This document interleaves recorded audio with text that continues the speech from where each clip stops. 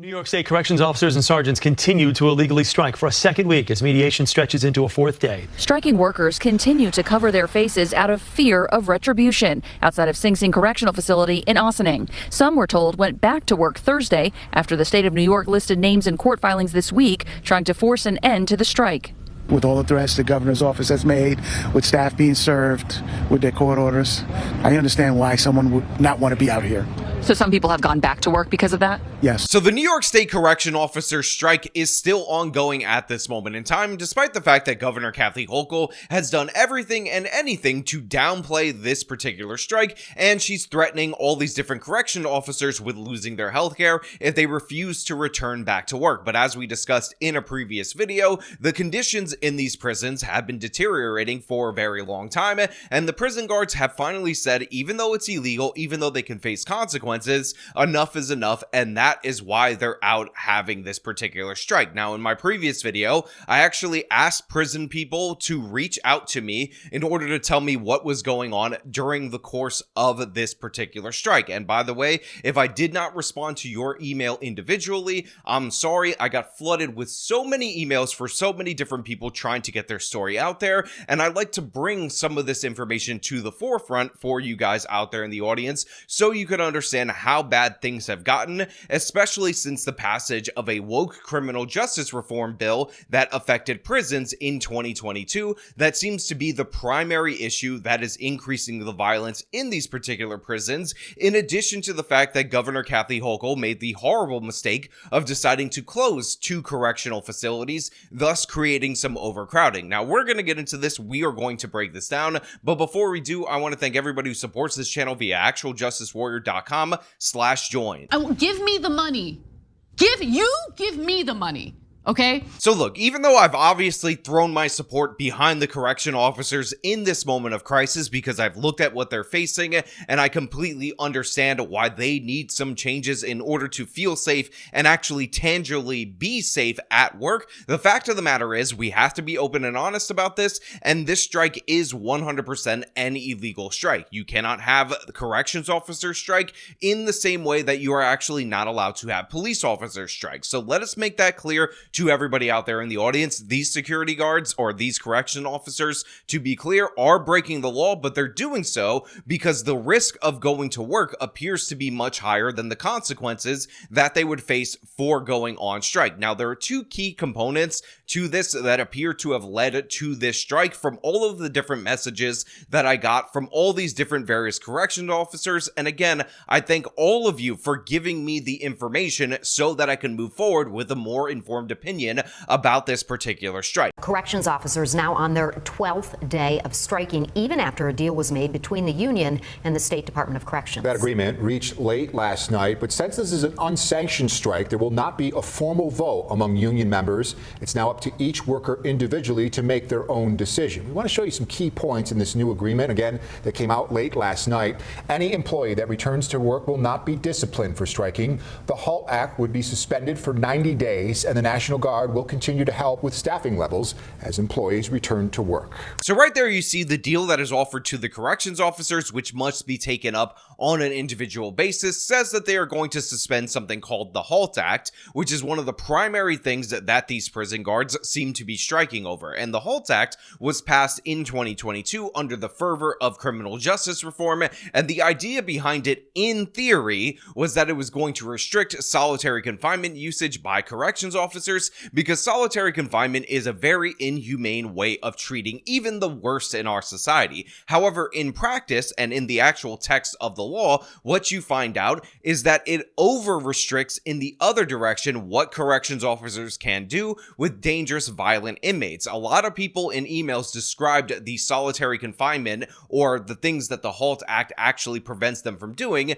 is essentially preventing them from putting inmates that are already in jail a jail within the jail jail, especially when they repeat offend and they attack guards or attack other inmates, and thus this has raised the level of violence in all these different various prisons. So the HALT Act went into effect across the state in the year 2022, and it requires all prisoners to be let out of their cells every day for at least 7 hours and limits the amount of time of solitary confinement an inmate can get. Now, there's a bunch of different limits, but I want to talk about the general limit versus the specific population limit, because the general limit is 15 days, and of course, there's a certain amount of times that you can go to solitary within a 60-day time period and all of that, but the special populations is even more absurd than that. Special populations includes anyone aged 21 or younger. So you cannot use solitary confinement at all against somebody aged 18 until they're age 22, which is ridiculous, especially when you consider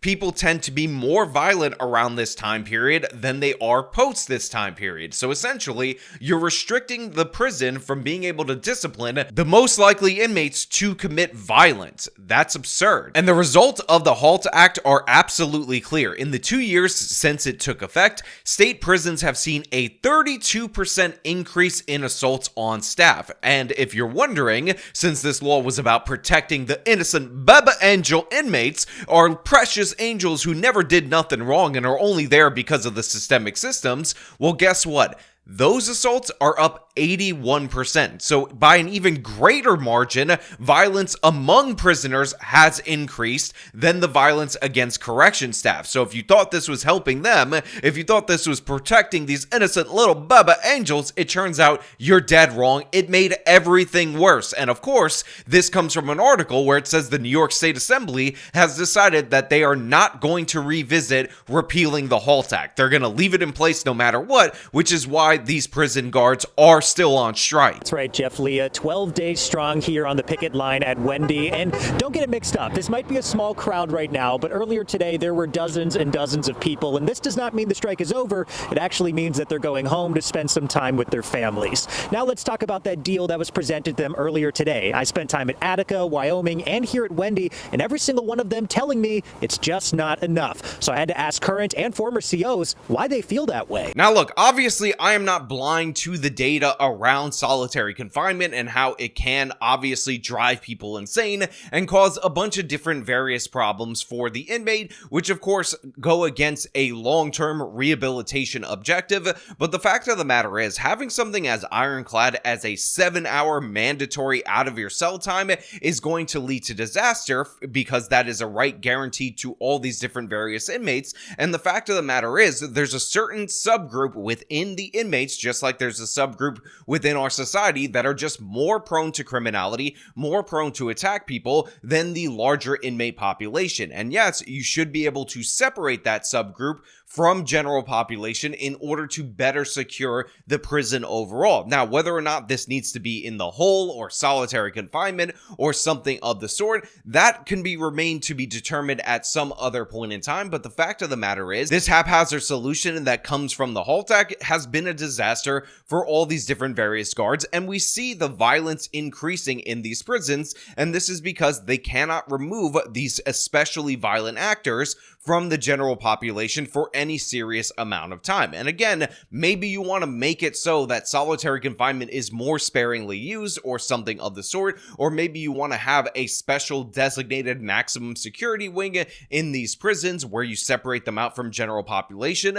But the idea that you're just going to guarantee them 7 hours of freedom from their cell, while it might sound nice, is completely delusional and absurd, especially when you see the uptick in violence that has been going on for years. In addition to that, Governor Kathy Hochul is also pressing forward to close more prisons. 2 facilities have already been closed in the state of New York, and when those facilities get closed, what ultimately ends up happening? You have an overcrowded prison where the guards can't really discipline people. These kind of procedures are driving people out of the profession, so then they're short-staffed. And in addition to that, we have these mandatory overtimes, which are not just once in a while you have to work a 16-hour shift. These are after your forced to work a 16-hour shift, they're still short-staffed, so they ask you for an additional 8 hours. And when I say ask, I mean they force you. So you have these guards that are limited in staff working 24-hour shifts for inmates that are ever more violent in a prison that's ever more overcrowded, where the tools that correction officers have are being removed from them piece by piece by piece. So a 90-day suspension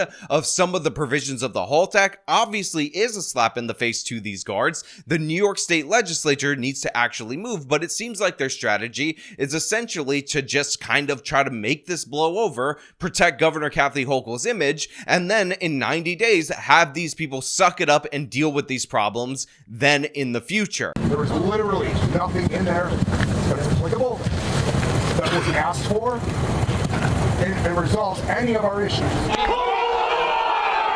A resounding no. That's the response I heard at Attica, Wyoming, and Wendy correctional facilities to whether they think the offer posed by the state will convince corrections officers to return to work.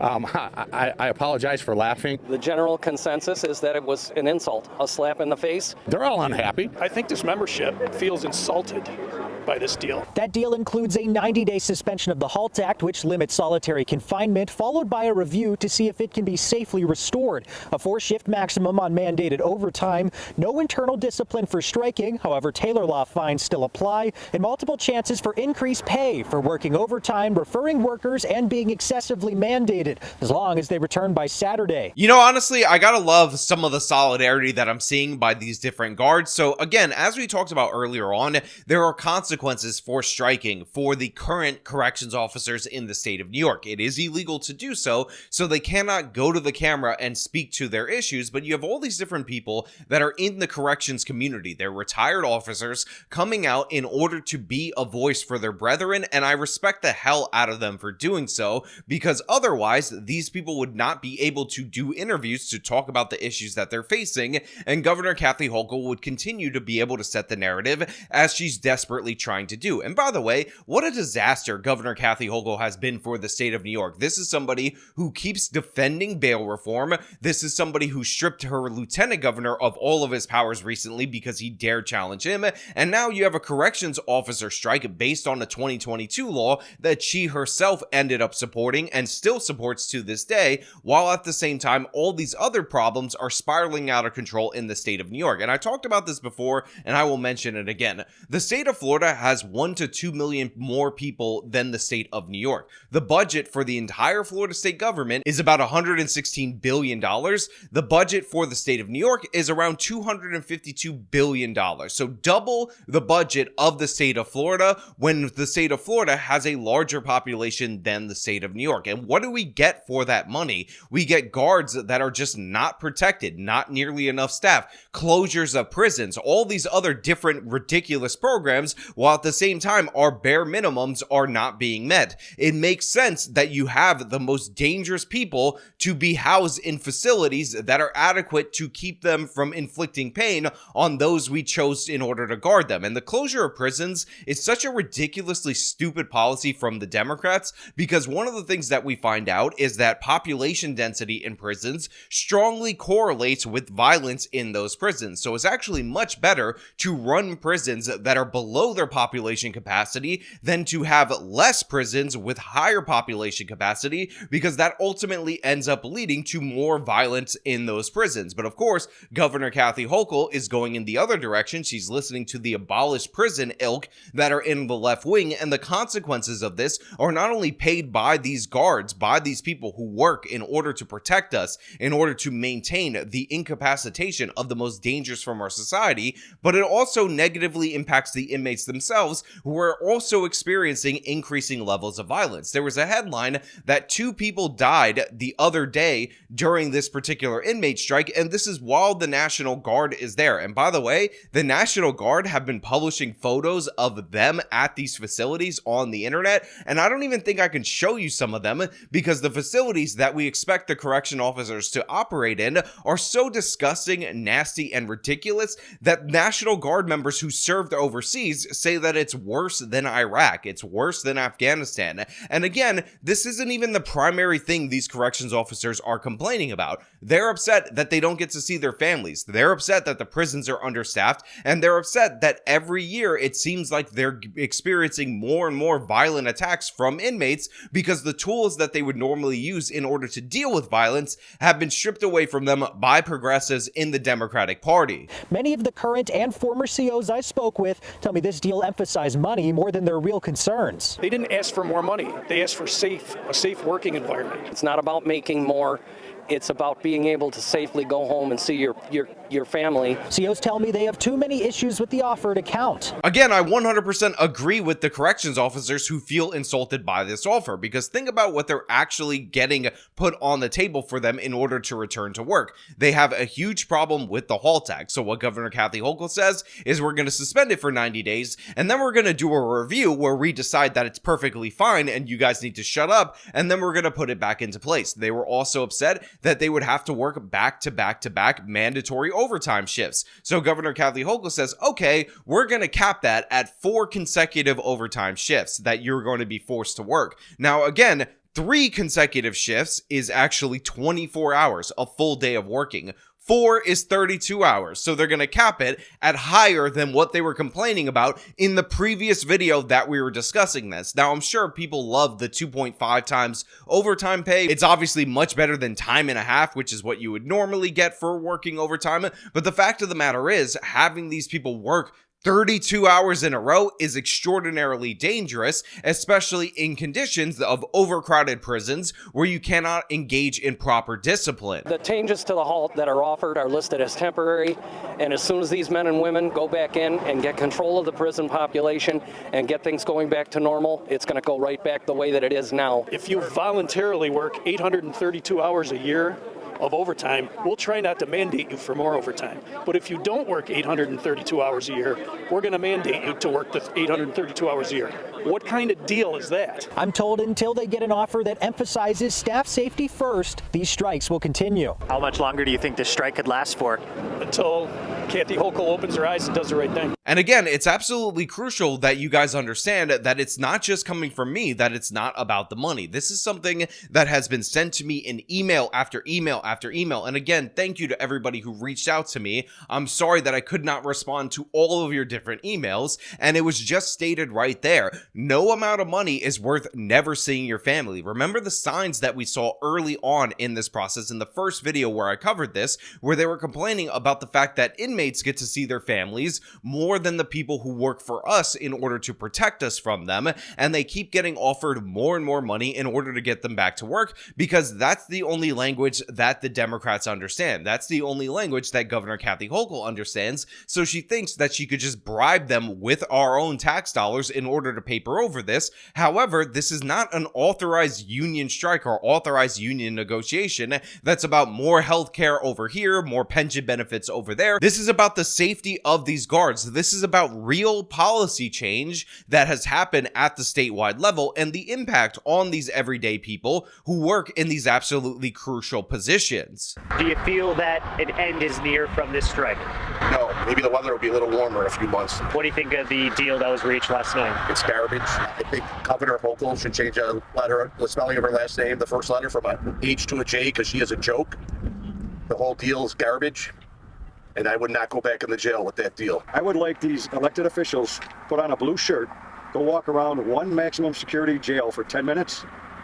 I bet you they'd be running right out that front door. Yeah, these guys are not idiots. They're not being fooled, and Governor Kathy Hochul can try to force them back into the prisons, but the fact of the matter is, a lot of these people seem to be ready to move on if they don't actually get the changes that they want. Obviously, they want to serve the community. They want it to be corrections officers. Obviously, they enjoy the benefits. They would love more pay. Who doesn't love more pay? But these negotiations are not about more pay. They're not about more benefits. They're about the safety safety of the people that we assign to watch and guard the dredges of our society, and that has been deprioritized for far too long. Too many prisons have been closed. The population is just overcrowded, and they've said enough is enough. And again, on this channel, I've gone after many a different times public sector unions for essentially negotiating against the taxpayer, bribing politicians, and then using them to give themselves cushy, unsustainable government contracts. But this ask right here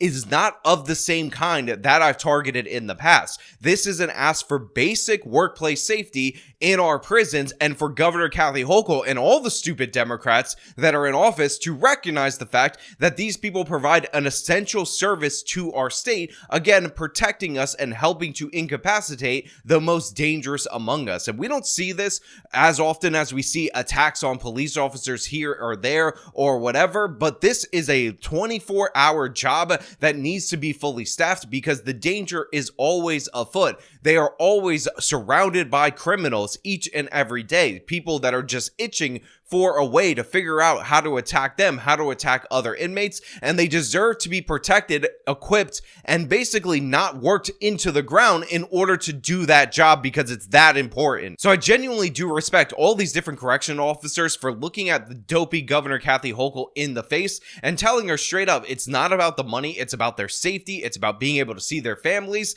and they will not return to work until they actually address the problems that are going on in New York State correctional facilities. But you know what? Those are just my thoughts. I want to know what you guys think about this down in the comments below. As per usual, if you like this video, show them by leaving a like, subscribe for more content, follow me on the social media, support me via support links in the description of this video. This has been me talking about the disaster that was caused by Governor Kathy Hochul.